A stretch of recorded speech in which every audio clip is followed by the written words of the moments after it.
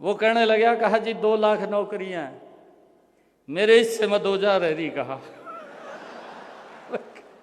मखाइयो मारा का नाश हो युवाओं का। एक और कहने लगा दूसरा, और कहने लगा, कहा जी मेरे को 50 वोट दो, मैं ठूले के 50 वोट के ऊपर 1 नौकरी दूंगा। एक ने घोषणा करी। एक और उससे आगे निकला, वो ये कहने लगा, कहा जी मेरे को वोट दो, कहा मैं ठूले के अनुसार नौकरी दूंगा। अभी हमारे विपक्षी दल इलेक्शन के अंदर ये कहने लगे, कहा जी वो कोर्ट में चले गए, चीफ इलेक्शन कमीशन पे चले गए, कहा जी रिजल्ट निकाल रहे हैं और रिजल्ट ना निकालें, उसको रोक लगाई जाए। एक बड़ा नेता इनका दिल्ली का, वो चीफ इलेक्शन कमीशन पर जाकर पेश हो गया और जाकर के वहां पर उसने कहा कि हरियाणा सरकार रिजल्ट निकाल रही है, उसको ऊपर रोक लगाई जाए। उसने लेटर काट दिया, कहा जब तक कोड ऑफ कंडक्ट लगा हुआ है तब तक कोई रिजल्ट नहीं निकलेगा। मन ने भी कह दिया, मैं कहा नहीं निकलेगा, हम नहीं निकालेंगे। हम क्यों निकालेंगे? मन ने भी बंद कर दिया। मेरे पास युवा इकट्ठे होकर के आए, उनको चिंता हो रही थी, उनकी चिंता भी वाजिब थी।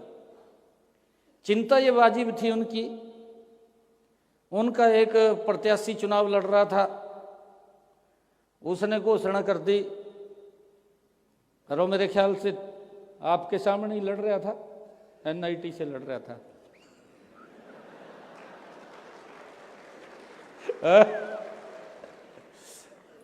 वो कहने लगा, कहा जी 2 लाख नौकरियां मेरे हिस्से में 2000 रही। कहा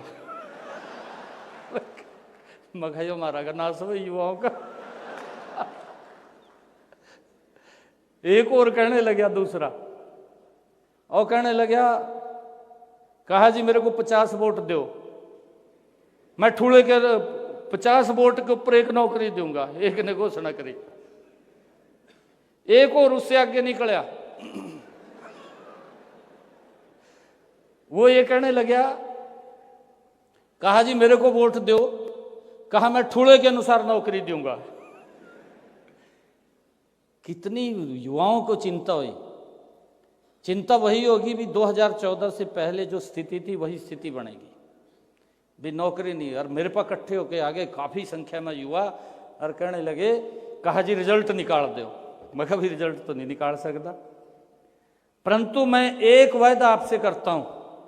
उन्हीं के बीच में मैंने कहा, युवा साथियों के बीच में कहा कि मैं आपसे एक वायदा करता हूं कि 8 तारीख को जब रिजल्ट आएगा मैं ज्वाइनिंग लेटर आपको पहले दूंगा, बाद में मैं शपथ लूंगा। मैंने ये बात कही।